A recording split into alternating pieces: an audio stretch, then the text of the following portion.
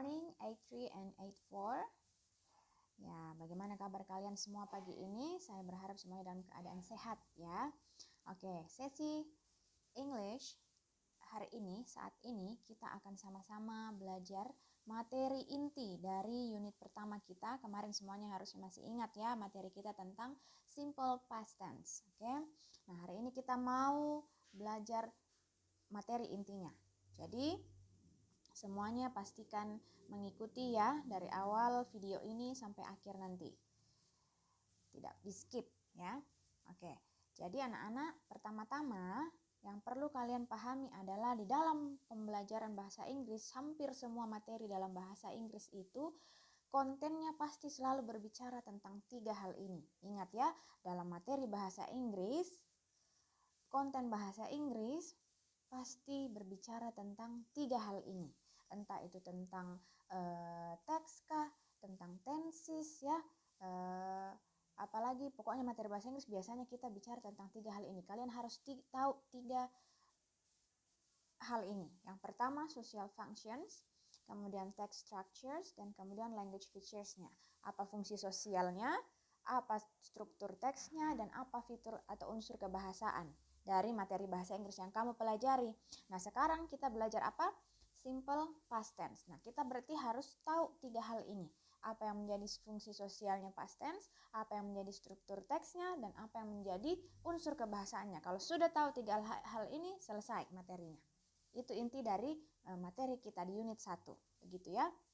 Nah, kita masuk di konten yang pertama ya, yaitu tentang fungsi sosialnya. Saya yakin semuanya sudah tahu gambaran besar dari fungsi sosial simple past tense. Ya, kita lihat. Nah, fungsi sosialnya simple past tense to tell actions or events atau to describe actions or events or things that happen and finished in the past. Jadi untuk menceritakan, untuk mendeskripsikan, memberitahu tentang sebuah kejadian, tentang sebuah actions ya, hal-hal yang terjadi dan selesai di masa lampau. Kalian lihat timeline ini ya. Perhatikan timeline ini. Kalau tahun kemarin di kelas 7 kalian belajar tentang simple present tense, itu bicara tentang masa sekarang. Misalnya kita hidup di garis yang ini ya, timeline yang ini. Nah, kalau kemarin di kelas 7 simple present tense itu kita pakai untuk menjelaskan kejadian atau hal-hal yang terjadi di masa sekarang. Oh, saya sekarang adalah seorang siswa. Oh, misalnya adalah seorang guru. Nah, itu keadaan sekarang, apa yang terjadi sekarang ya. Atau oh sekarang lagi pandemi. Nah, itu hal-hal yang terjadi di masa present. Nah, sekarang kita ke belakang, mundur ke belakang. Kita belajarnya past tense ya, timelinenya mundur ke belakang. Bukan lagi tentang yang sekarang, bukan di masa depan, tapi kejadian yang sudah selesai dan terjadi di masa yang lalu, masa lampau. Jadi sudah selesai, sudah terjadi, completed activity, sesuatu yang sudah komplit, selesai, begitu terjadi. Kalau belum selesai itu beda lagi. Misalnya hal yang belum selesai sekarang, dulu di tahun lalu pandemi, sekarang masih pandemi, berarti kita belum bisa kategorikan kegiatan atau peristiwa itu full di past tense karena sekarang masih berlanjut. Jadi semua yang sudah selesai di masa lampau yang termasuk dalam past tense. Contohnya lagi, semuanya ikut berpikir ya, kira-kira apa yang masuk contoh kejadian yang sudah selesai dalam kehidupanmu. Misalnya misalnya tahun lalu kamu kelas 7, sekarang kan sudah bukan kelas 7, sudah selesai, sekarang sudah kelas 8, sudah berubah, sudah completed kelas 7-nya. Nah, itu termasuk dalam past tense. Kamu bisa kasih tahu hal bahwa kamu adalah kelas 7 itu di dalam kalimat past tense karena sudah selesai. Kamu dulu di kelas 7 ya, itu dibilangnya dalam bahasa Inggris pakai kalimat past tense begitu. Kalau kamu mau bilang sekarang saya anak kelas 8, nah itu kan berbicara tentang kejadian atau peristiwa yang sekarang ya, karena kamu sekarang kelas 8. Nah, itu kamu pakai present tense yang kemarin dipelajari di kelas 7. Nah, sekarang Karena kamu bukan kelas 7 lagi, kita pakai yang past tense. Begitu ya, semoga dipahami ya. Nanti di kolom komentar boleh tambahkan juga contoh-contoh yang lain, tidak apa-apa kalau mau pakai bahasa Indonesia. Kira-kira kalimat-kalimat apa yang bisa termasuk dalam kategori completed activity atau yang kita bisa deskripsikan pakai social functionnya simple past tense ya. Jadi menceritakan, memberitahu kejadian atau peristiwa yang sudah terjadi di masa lampau, sudah lewat, tidak lagi sekarang. Dulu saya kelas 7, sekarang saya sudah kelas 8. Nah, dulu saya sekolah di luar Lentera, sekarang saya sekolah di Lentera misalnya. Nah, dulu misalnya seorang siswa juga dulu, tapi sekarang sudah bukan, sekarang misalnya seorang guru. Nah, untuk menceritakan bahwa misalnya dulu pernah juga jadi siswa, nah misalnya pakai simple past tense. Itu fungsi sosialnya simple past tense. Semuanya dicatat ya. Jadi fungsi sosialnya to tell actions or events or things that happen and finished in the past. Alright, completed activity. Next, kita selesai dengan social function ya. Jadi itu saja satu poinnya tentang masa lampau ya. Jadi kalau masa sekarang, masa yang akan datang itu beda lagi tensesnya ya. Simple sekali. Nah, sekarang kita sudah masuk di text structure atau struktur teks dari simple past tense. Nah, ini yang semuanya harus konsentrasi ya. Ikuti video ini dari awal ya. Jadi, struktur teks dalam bahasa Inggris, anak-anak harus perlu ketahui, harus bisa membedakan dua jenis kalimat ya, dua jenis kalimat ini karena strukturnya akan berbeda, fungsinya juga berbeda. Jadi ingat ada dua jenis kalimat dalam bahasa Inggris, bahkan dalam bahasa Indonesia juga ya. Namanya itu verbal sentence dan nominal sentence. Kalimat verbal dan kalimat nominal, dua ya. Nah, ini berlawanan fungsinya, strukturnya juga berbeda. Contoh nominal sentence dan verbal sentence ya. Kalau nominal sentence contohnya tadi berbicara tentang atau mendeskripsikan sesuatu dengan kata sifat. Misalnya, oh saya adalah seorang guru, kamu adalah seorang siswa. Adalah ya, berbicara mendeskripsikan, menggambarkan sesuatu dengan kata sifat atau kata benda. Misalnya, kamu adalah siswa, kamu adalah wanita, dia adalah wanita yang cantik. Nah, itu adalah nominal sentence ya. Bedanya dengan verbal, kalau verbal dia berbicara tentang kegiatan. Ada kata kerja di situ karena diambil dari, kalau kalian perhatikan tulisannya ya, dari nama sentence-nya saja sudah ada verb di situ. Verb itu artinya kata kerja, berarti di dalam kalimat itu pasti ada kata kerja, pasti ada verb ya. Jadi berbicara tentang atau mengandung kata kerja di dalamnya, berbicara tentang kegiatan. Contoh, saya pergi ke sekolah. Saya pergi ke sekolah. Beda kalau dibilang itu adalah sekolah. Itu adalah sekolah berarti nominal. Tapi kalau saya bilang saya pergi ke sekolah, itu verbal. Semoga semuanya mengikuti ya. Nanti di kolom komentar boleh ditambahkan contoh-contoh yang lain. Kira-kira kalau nominal sentence seperti apa? Semuanya boleh komentar. Contoh nominal sentence tidak apa-apa kalau pakai bahasa Indonesia. Nanti misalnya akan pantau ya sambil video ini ditayangkan secara perdana. Nanti misalnya juga nonton, saya lihat siapa yang komentar dan tidak komentar ya. Saya lihat nanti. Sekarang coba semuanya kasih contoh masing-masing. Satu kalimat boleh dalam bahasa Indonesia, boleh dalam bahasa Inggris. Yang penting misalnya mau tahu anak-anak pahamkah perbedaan nominal sentence dengan verbal sentence.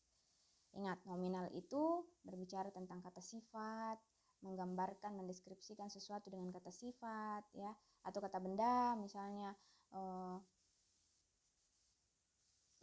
ini adalah botol, ya kan?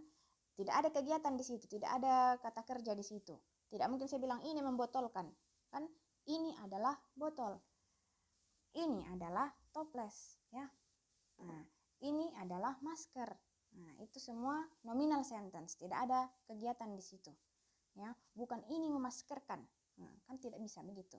Atau yang sekarang lagi tren kata kerja, kata sifat sedih, mengsedih, tidak bisa seperti itu salah anak-anak ya. Tidak bisa mengsedih, mencapek, tidak ada yang seperti itu.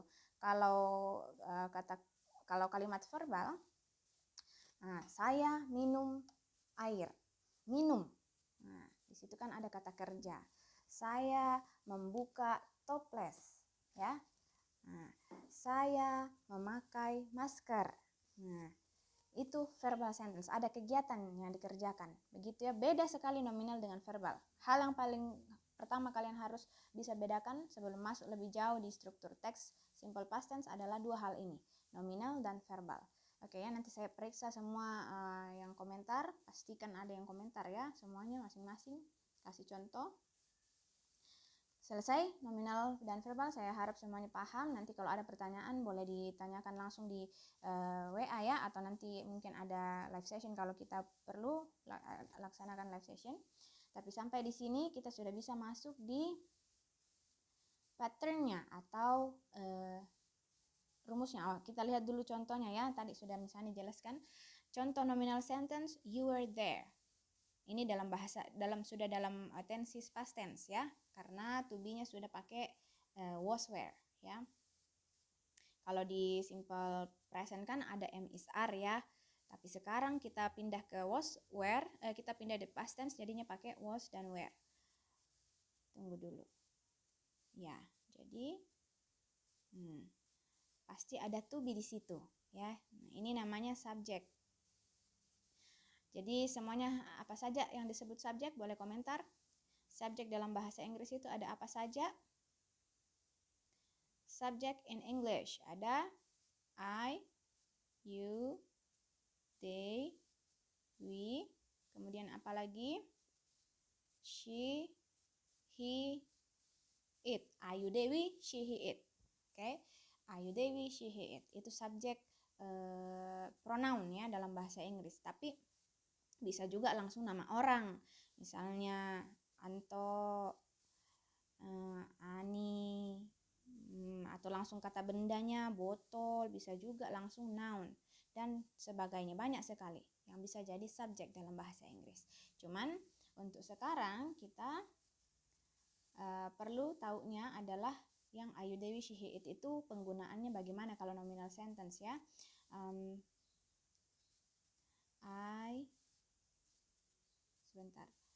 I, you, they,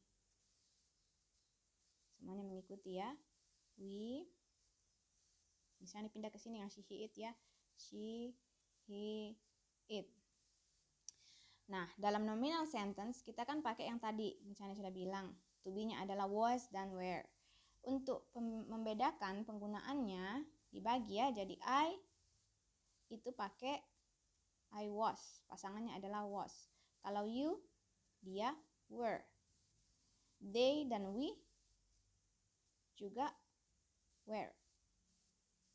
Ya, she, he, it semuanya pakai was, gitu ya. Jadi bedakan penggunaan was dan were. Untuk were khusus subjek you, they, we yang jamak ya, yang banyak orangnya lebih dari satu, atau bisa juga you sendiri, tapi khusus ini maknanya pengecualian ya. Jadi kamu sendiri, you, were, atau you kalian banyak, you kamu atau you kalian. They mereka, we kami, semuanya yang jamak ya, yang lebih dari satu orangnya semuanya pakai were. Ingat saja were itu ada 4 huruf, banyak ya. Tapi kalau dia sendiri-sendiri, dia perempuan, dia laki-laki, dia benda, it, dia hewan ya, atau kata benda, atau saya, itu semuanya pakai was ya. Single, semua yang single pakai was, semua yang jamak pakai were. Boleh dicatat itu ya. Itu membedakan was, penggunaan was dan were. Nah, itu dipakai di nominal sentence ya. Khusus di nominal sentence. Kalimat yang menggambarkan sesuatu, mendeskripsikan sesuatu dengan kata sifat atau kata benda. Di verbal tidak ada. Tidak boleh pakai was dan were karena di situ pakainya kata kerja ya. Jadi sebenarnya was dan were ini juga bisa jadi kata kerja, cuman khusus di nominal sentence. Jadi kata kerja bantu, istilahnya begitu ya. Was dan were atau to be biasanya kita sebut. Nah, itu contohnya, you were there, kamu dulu di sana, kamu tadinya di sana, sekarang sudah tidak, you were there. Tadi saya jalan and then I see you were there, and then I saw you were there. Saya lihat kamu di sana, tapi sekarang sudah tidak. Nah, kemudian I was stupid, saya dulunya merasa bodoh. I was stupid, dulu saya bodoh sekali. Berarti sekarang sudah tidak maksudnya ya. Kemudian she was a student. Oh, dia dulunya seorang murid, sekarang tidak, mungkin dia sudah jadi guru. Nah, itu contoh nominal sentence ya. Kalau kita bagi nominal, kalau kita pecah-pecah kalimat ini, anak-anak pasti temukan patternnya. Coba dianalisis ya. Nah, ini kelihatan ya beda pembagiannya. You, I, she itu semuanya subject. And then where and was pasti itu to be ya. Jadi kelihatan pattern atau rumus dari kalimat nominal sentence ini. Jadi sampai di sini where was ini to be, kemudian diikuti dengan apa ini ya? Kalau student itu lebih ke noun ya, kata benda. Stupid itu kata sifat ya, adverb. There itu bisa noun ya, kata keterangan tempat. Nah, ini kita sebut saja objek atau komplement ya. Jadi terserah di situ. Objek komplementnya mau noun, mau kata benda, mau kata sifat atau keterangan, boleh. Jadi sebenarnya intinya untuk menyusun suatu kalimat nominal itu harus diawali dengan subjek, diikuti to be, lalu objek atau komplement. Gitu ya. Nah, misalnya tuliskan ulang di sini subject, to be, objek atau komplement. Ini rumus dari nominal sentence yang positif. Jadi semuanya catat ya. Ini khusus kalimat yang menyatakan berita atau kalimat positif lah ya, istilahnya seperti itu. Saya yakin juga di kelas 7 kemarin ada yang seperti ini ya. Aduh, terhapus. Oh, ini yang lengkapnya ya. Jadi, tunggu dulu. Ya, ini versi lengkapnya. Jadi, sudah terbagi antara yang kalimat yang mengandung kalimat positif, negatif, dan kalimat tanya ya. Kalau kalimat negatif, sisa ditambahkan not setelah to be-nya, begitu. Kalau kalimat tanya, sisa dipindahkan to be-nya ke depan, diikuti subjek, lalu objek atau komplement. Kita bikin contohnya ya, semuanya harusnya bisa ini. Subjek, pilih terserah mau apa. Ayu Dewi she it, she misalnya. Pasangannya she apa? Was atau were? She, kalau dia sendiri berarti was ya. Kemudian objek atau komplementnya bebas mau apa. She was pretty misalnya, kata sifat ya, pretty. Jadi satu kalimat. And then kalimat negatif ya sudah, berarti kita bikin misalnya subjeknya mau pilih apa. Ayu Dewi she it misalnya he. Nah, pasangannya he apa? Was atau were? Where, salah, was ya. Kemudian karena dia negatif jangan lupa not. He was not apa?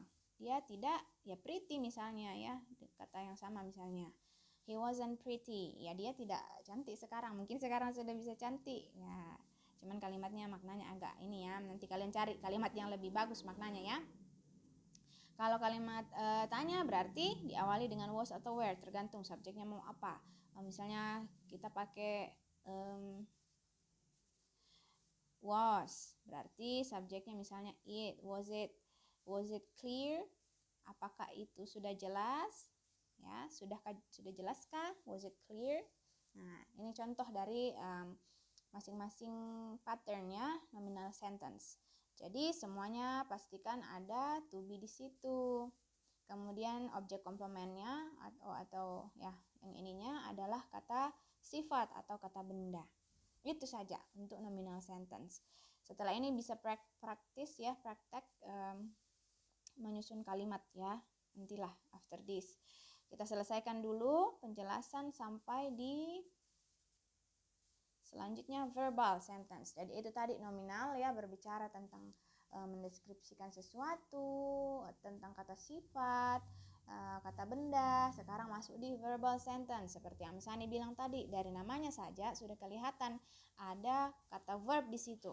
Ya, berarti pasti pakai kata kerja di dalam kalimatnya. Nah, tidak ada was were di sini. Coba kalian perhatikan ya, tidak ada to be di sini ya, tidak ada juga kata sifat. Sebenarnya bisa saja ada kata sifat, cuman yang menjadi objek atau komplement di belakang itu bukan sifat ya, dan tidak ada was were. Jadi tidak boleh ada was dan were di kalimat verbal. Oke? Karena dia pakainya verb. Nih, kalian perhatikan ya. Nah, di sini juga bisa tertebak ya rumusnya. Kalian perhatikan ini I, we, you, semuanya itu adalah subjek. Kemudian diikuti dengan apa ini? Yang tadi misalnya bilang verb ya, kata kerja. Cuman di sini perlu diperhatikan. Kalau kemarin di kelas 7 kalian pakai verb one ya, misalnya I go to school, we play together, you sing the song. Nah, itu verb one. Kita sekarang masuk di past tense, berarti pakai verb two ya, perhatikan. Went, played, sang, ini semuanya verb two. Ini yang misalnya sempat minta kalian tahun lalu, kemarin ya, di pertemuan sebelumnya untuk cari perbedaan antara irregular verb dan regular verb. Nah, inilah yang akan kita gunakan. Itulah yang akan kita gunakan di verbal sentence ya. Jadi saya harap semuanya sudah bisa tahu gambaran mana yang disebut irregular dan regular ya. Regular itu berarti yang ini. Regular ya, played sisa tambah ed. Untuk yang berubah total itu yang irregular, seperti sang, menyanyi kan, sing, sang, sang. Nah, sing, sang, sang. Verb satunya sing, verb duanya sang, verb tiganya sang. Untuk di materi kita, karena kita belajar past tense, kita pakainya yang verb two, yaitu sang. Begitu ya. Kalau yang ini when, go, when, gone. Tunggu saya hapus saja. Ulangi ya. Jadi tadi subjek tambah verb to. Ini yang when, verb one-nya go, verb 2-nya when, verb 3-nya gone. Karena kita past tense, kita pakai yang when. Makanya when di sini ya. Kalau kemarin di kelas 7 mungkin pakai go, tapi sekarang kita bicara tentang past tense, berarti when. Gitu ya. Selanjutnya contoh yang kedua.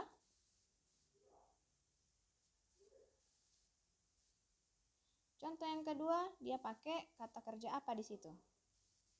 Kata kerja play.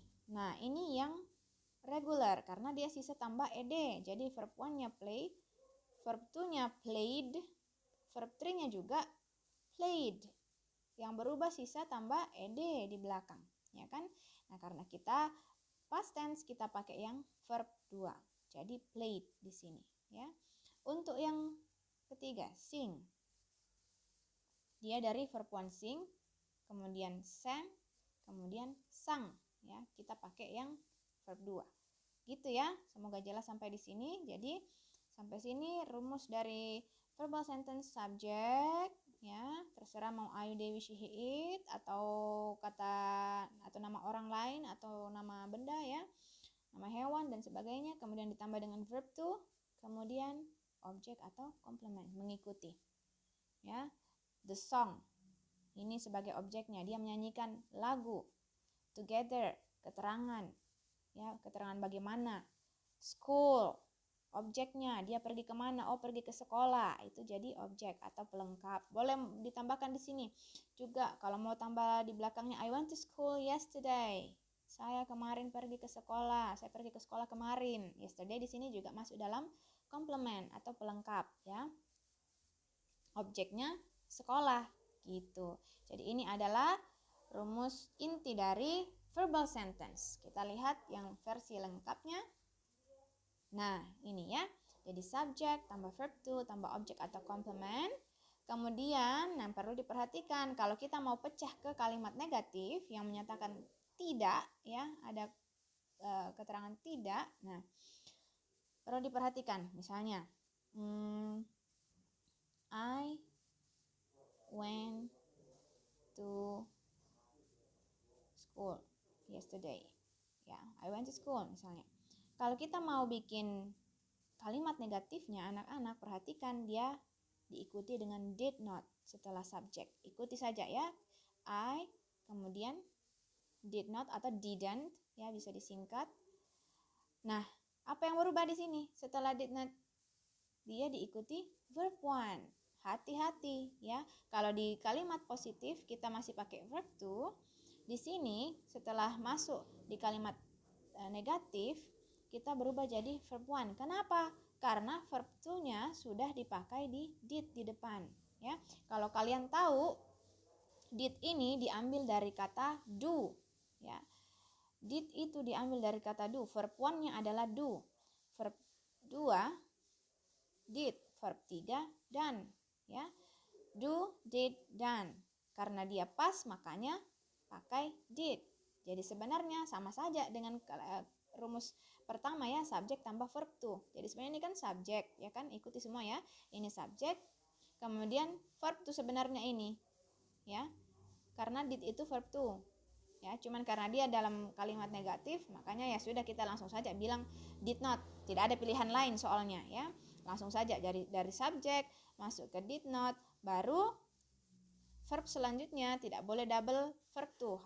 Kembali ke verb one karena di depan sudah verb to. Semoga bisa mengikuti ya. I didn't, jadi misalnya dari kalimat I went to school kita mau bikin dalam kalimat negatif, jadinya I didn't, I did not. Kembali ke bentuk satu, when-nya berarti go. I didn't go to school. Ya, begitu. Jadi, I did not, verb one, go. Bukan lagi when. I didn't went to school, itu salah, tetot. Jadinya, I didn't go to school. Itu yang benar ya. Kemudian, untuk kalimat negatif, tanya, berarti sisa diputar. Perhatikan juga, di sini dia pakai verb one, karena sudah ada did yang mewakili verb to ya. Did you misalnya, did you go to school yesterday? Nah, ini contohnya ya. Apakah kamu kemarin pergi ke sekolah? Ya, did you go to school yesterday? Bukan did you went. Itu sudah double verb to.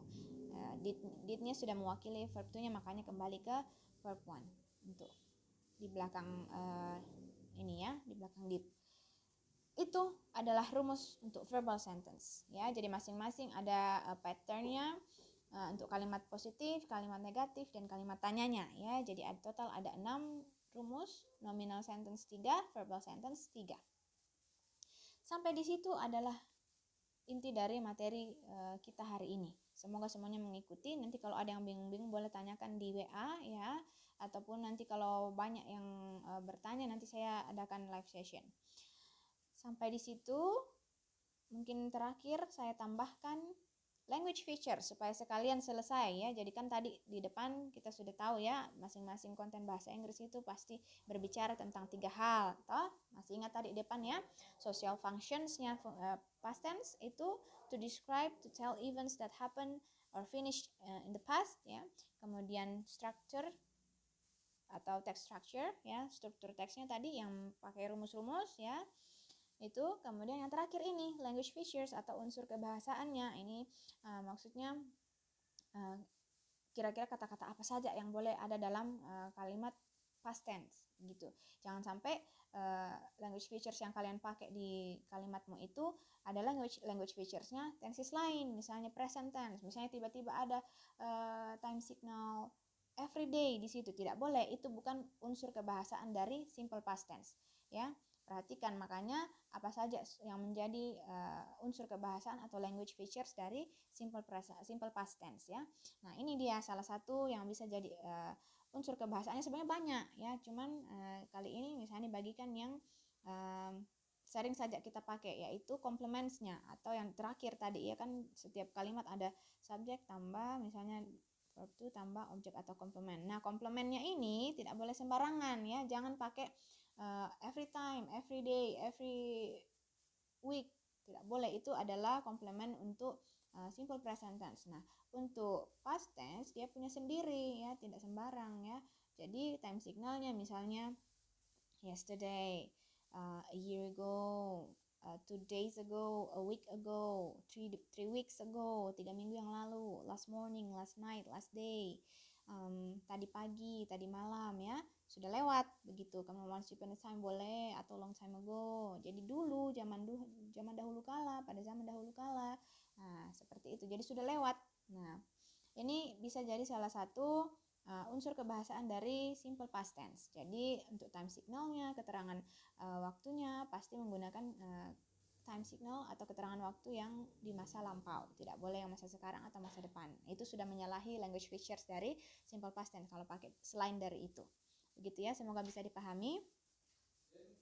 Terakhir, oke, nanti setelah ini misalnya akan kirimkan penugasan di GC ya, semuanya boleh praktis. Lalu kita persiapan untuk formatif 1. Semoga semuanya bisa kita persiapan formatif 1 di minggu depan. Hari ini kita praktis dulu. Saya mau lihat bagaimana pemahaman kalian untuk materi inti kita tentang simple past tense.